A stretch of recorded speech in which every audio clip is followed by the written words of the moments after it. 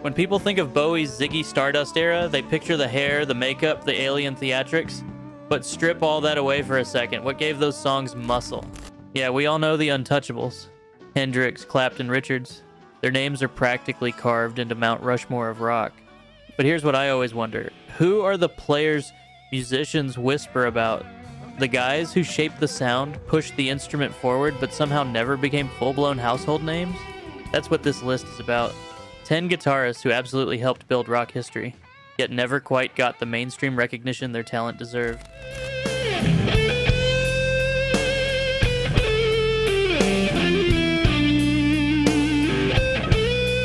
Number 1 might not have dominated American radio, but in Europe, Gary Moore was nothing short of a legend.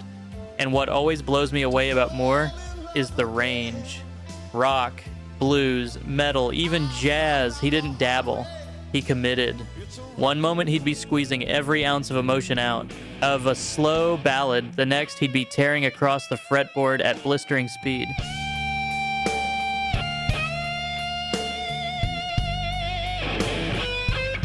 But here's the key. It never felt mechanical. His vibrato alone could carry a song. Just listen to Still Got the Blues. That sustain, that phrasing, the way he lets notes breathe before pushing them into overdrive. It's emotional storytelling through tone. And yet, despite huge success overseas, he never fully cracked the US market like some of his peers. I genuinely don't understand that. To me, he belongs in the same sentence as Hendrix or B.B. King. Not as a comparison. As an equal in spirit.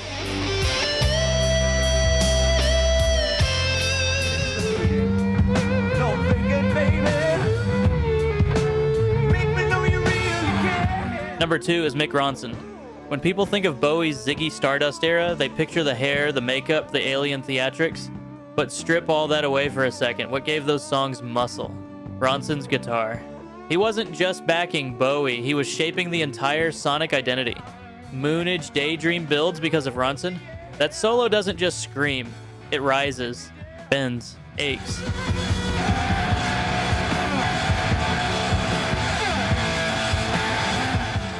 It has drama. And then you've got Suffragette City, where that riff drives the whole engine forward. And even in rock and roll suicide, those swelling chords underneath Bowie's voice are what make the climax hit. Ronson wasn't flashy. He didn't need circus tricks. He understood tension, dynamics, restraint. Bowie may have been the star, but Ronson was the spark plug. Without him, those records would have felt thinner, less dangerous, less alive.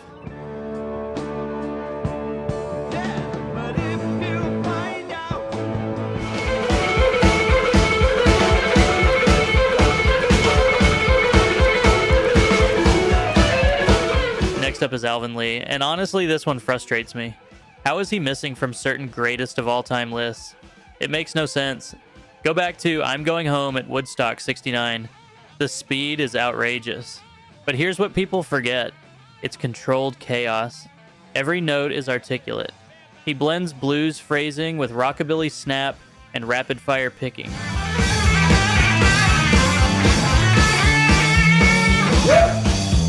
Yet it never sounds sloppy. It swings. That's hard to do. And he wasn't just about speed either. He could detune mid-solo, dive into darker tonal shifts, then lock right back into the groove like it was second nature. That kind of instinct can't be faked. Add the showmanship, yes, even playing his Gibson ES-335 with a drumstick while maintaining tone, and you've got someone who understood entertainment as well as musicianship. 10 years after, had identity because of him. Calling him underrated almost feels like an understatement.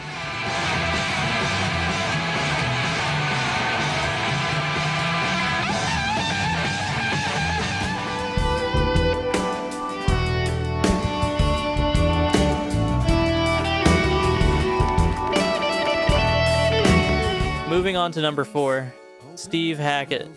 If you think two-handed tapping began in the 1980s, Hackett quietly proved otherwise a decade earlier. In the early 70s, he was already experimenting with techniques that would later define entire genres. Dancing with the Moonlit Night shows how fluid his tapping approach was, subtle, musical, not just a trick. And then there's Firth of Fifth. That solo isn't about speed, it's about sustain.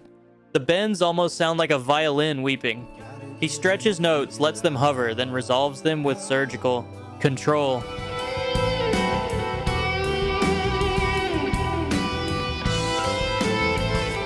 Beyond solos, Hackett was a texture master.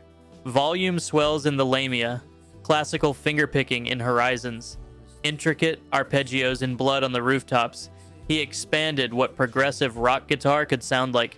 A lot of so-called innovators in later decades were walking paths Hackett had already mapped out. He deserves far more credit for that blueprint.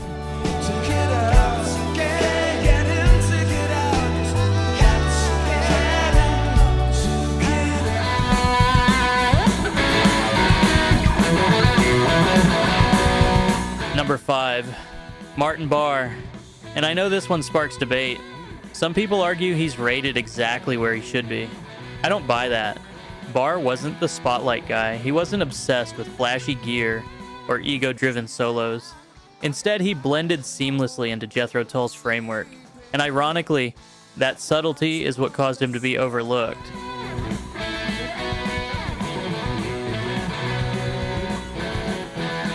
He joined in 1969 and stayed through the band's defining years.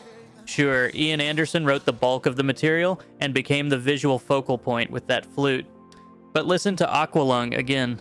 That riff, that bite, that grit, that's Barre. He grounded the theatrical elements in something muscular and blues-driven.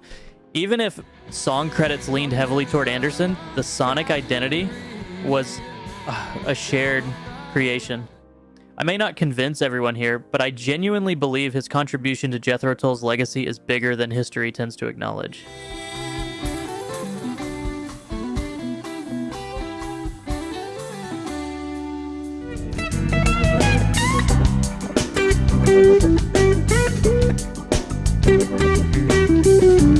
Number 6 is Jan Akkerman. Now this is a player who could truly do it all. Ronson brought fire, Hackett brought texture, but this man brought versatility. With focus, especially on Hocus Pocus, he moves effortlessly between intricate fingerpicking and explosive rock phrasing. The transitions are seamless. 1 second he's channeling classical discipline, the next he's ripping into jazz-infused runs with total control.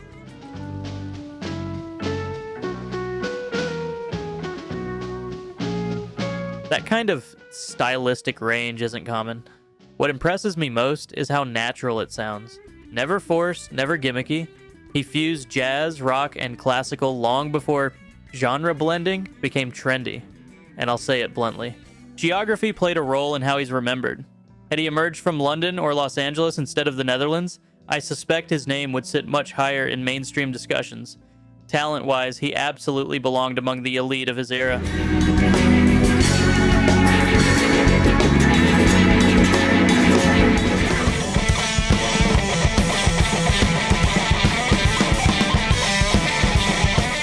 Number 7, Tommy Bolin.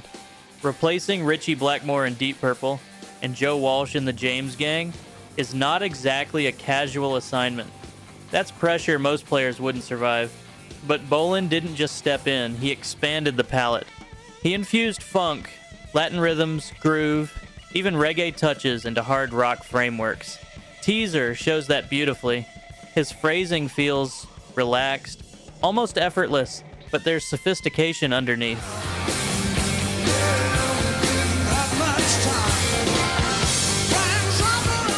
Jeff Beck once said, Bolin was the only guitarist who could replace him. That's not casual praise. Part of Bolin's underrated status comes from comparison fatigue. Fans measured him against legends instead of hearing him on his own terms. And just as he was, finding his footing as a solo artist, tragedy struck. Losing him at 25 didn't just cut short a career, it cut short evolution. We never got to see how far he would have pushed the instrument.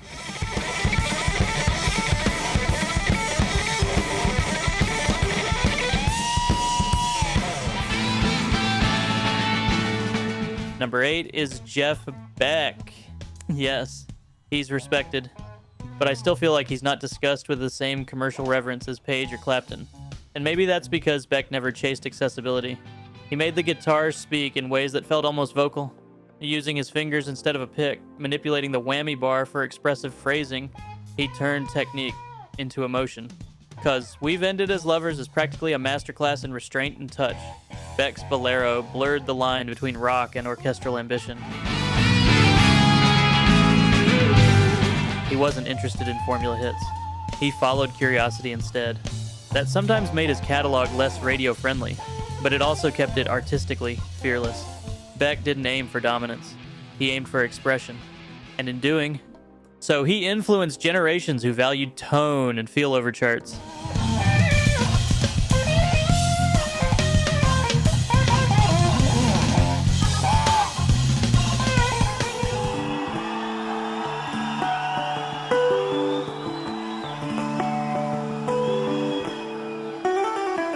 Coming to number 9, Rik Emmett. When we talk about musicians who can sing, write, and shred, we usually mention a handful of giants.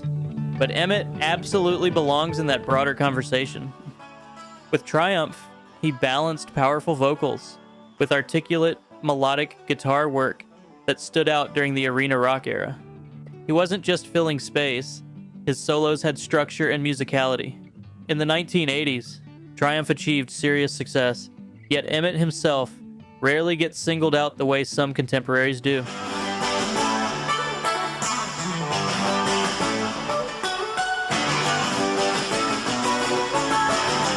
His solo album, Handiwork, showed depth beyond stadium rock. There's nuance there, maturity, classical influence. Personal conflicts and shifting musical climates may have limited his mainstream ceiling, but skill-wise, he was complete. And the fact that he continues creating despite health challenges only reinforces how deeply music runs in him. That kind of longevity deserves recognition.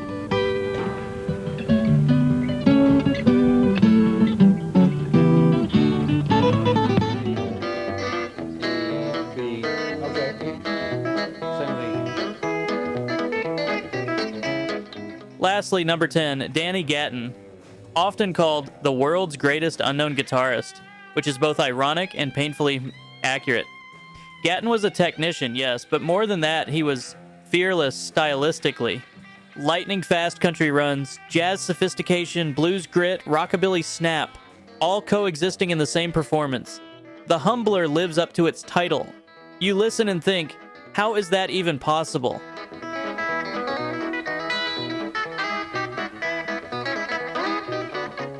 He coined the term redneck jazz to describe his hybrid style, and honestly, it fits perfectly. He refused to dilute his approach for commercial trends. That independence likely kept him from mainstream superstardom, but it preserved his authenticity. Musicians revered him. Peers studied him. And when he passed in 1994, it felt like a chapter closed too early. Some legends fill arenas. Others quietly redefine what the instrument can do.